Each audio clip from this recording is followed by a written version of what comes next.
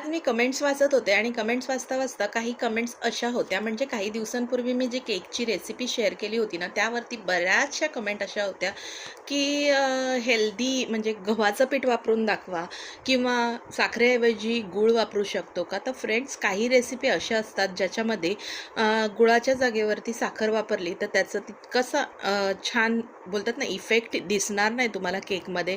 किंवा समजा आता बिर्याणीसाठी बरिस्ता लागतो, तर आपण बरिस्त्याच्या जागेवरती दुसरं काहीतरी कॉम्प्लिमेंट वापरलं तर त्याची टेस्ट चेंज होणार फ्रेंड्स. त्यामुळे ना, जी रेसिपी जशी दाखवली जाते ना तशी तुम्ही ट्राय करण्याचा प्रयत्न करा.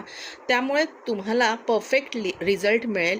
गुळाची जेव्हा रेसिपी दाखवेन ना तेव्हा गुळाची रेसिपी ट्राय करा, आणि साखरेची रेसिपी दाखवेन तेव्हा साखरेची रेसिपी ट्राय करा. तर फ्रेंड्स, आज मी केलेली आहे मस्त अशी बिर्याणी. ह्याची सविस्तर रेसिपी तुमच्यासोबत शेअर केलेली आहे. रेसिपी नक्की पहा आणि लाईकसुद्धा करा. बाय.